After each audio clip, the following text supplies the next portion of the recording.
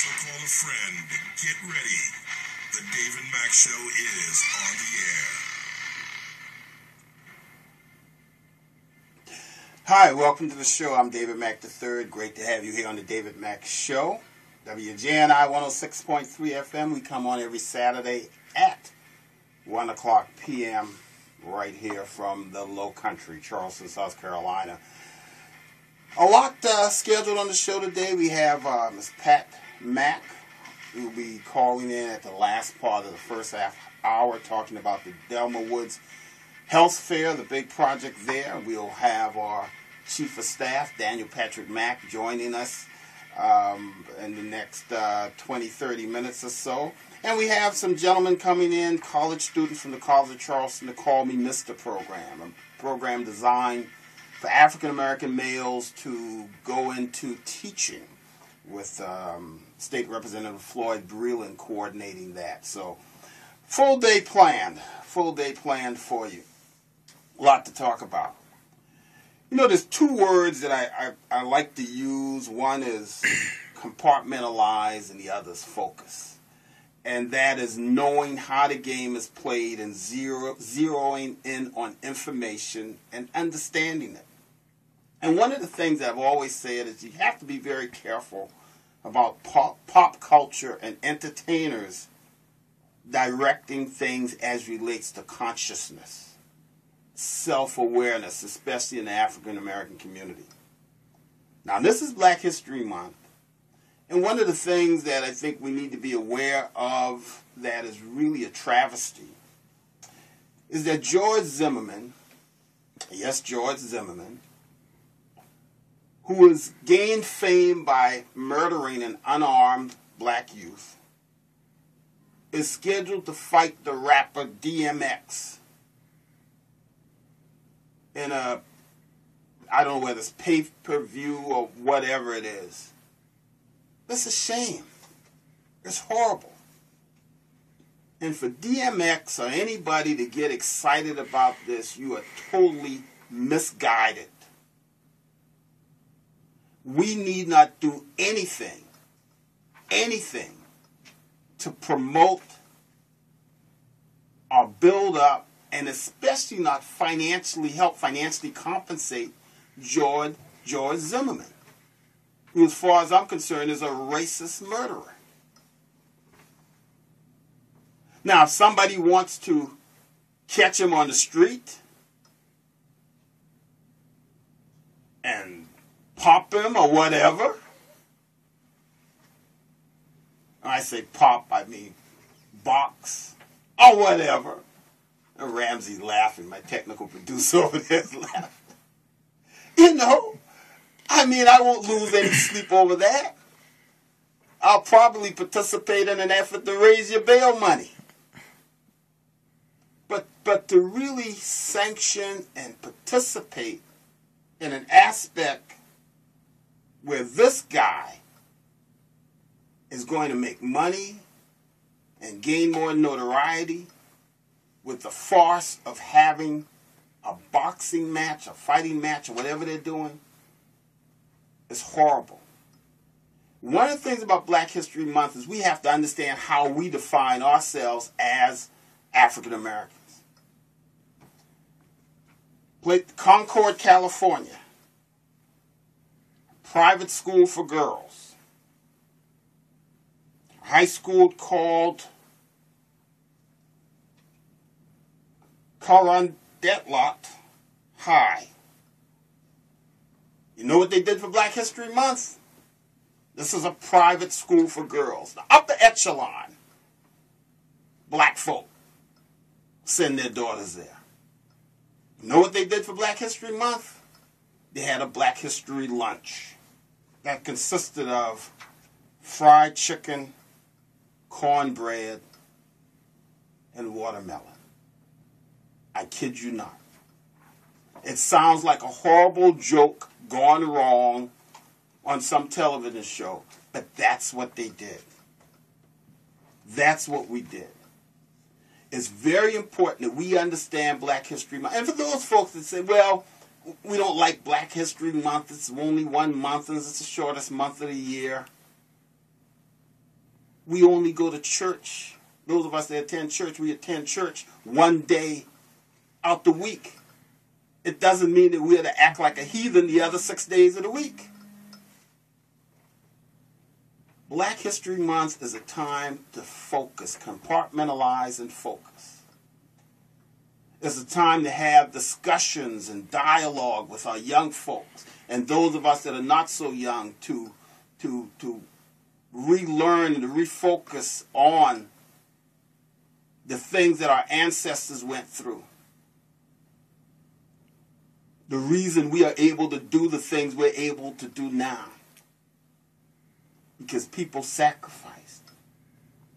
What Dr. King went through for justice, for working people, for poor people. And all the folks like him that never lived to see we as black folk have the jobs and positions that we have now. That's what black history is all about. So nobody thinks they did stuff by themselves. I've told the story about being 9 years old and being in Columbia, South Carolina at the state capitol. And my mother holding my hand because I wanted to run on the grass of the capitol. Black folk couldn't even walk on the grass of the state capitol. Now I serve in the state legislature. Not because of anything I did special, it's because people sacrificed for a better day. So now we have an obligation to, number one, understand our history, put it in perspective, and strategize what we plan to do from this day forward. Making our lives individually and collectively purposeful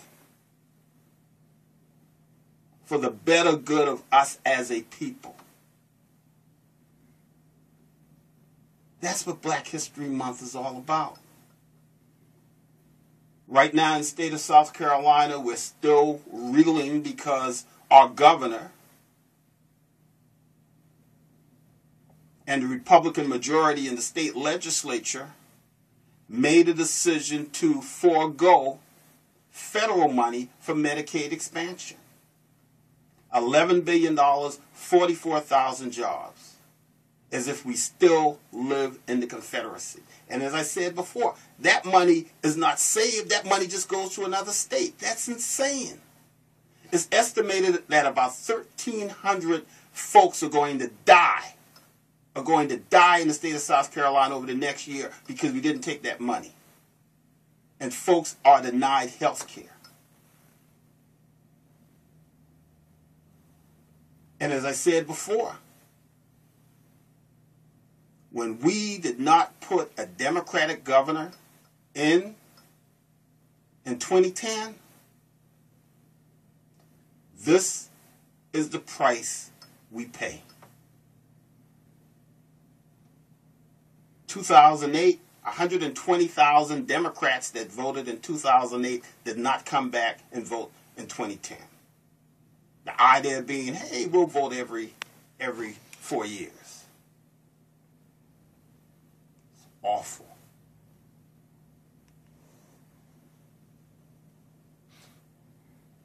When you realize and understand the sacrifices that people made, putting their life on the line consistently, constantly, when you realize that that has happened so that we can live the life that we have now, and we have a situation that people today, a segment of folks today, don't even want to vote. And I'm not just talking about black folk. I'm talking about forming a coalition. And right now, the Medicaid expansion, the refusal to take that money, has been a key stimulus to get us focused on all the things as it relates to quality of life. Public education, housing. We've already been talking about health care, jobs, to be paid a decent wage. All these things are critical. And if you don't come out and fight for these things, you're going to get abused.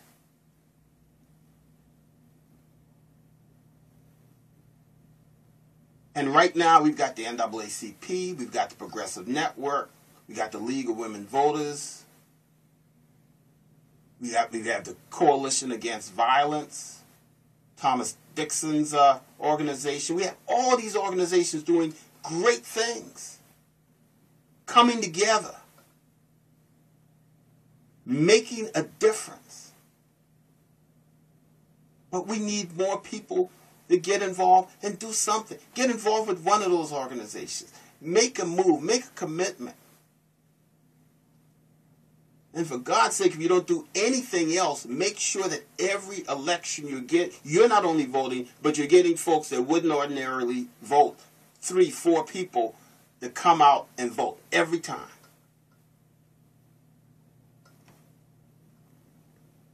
Had a couple of really great times in the last couple of weeks. Was to speak at the Revelation Church of Word and Deed in Goose Creek. And phenomenal ministry.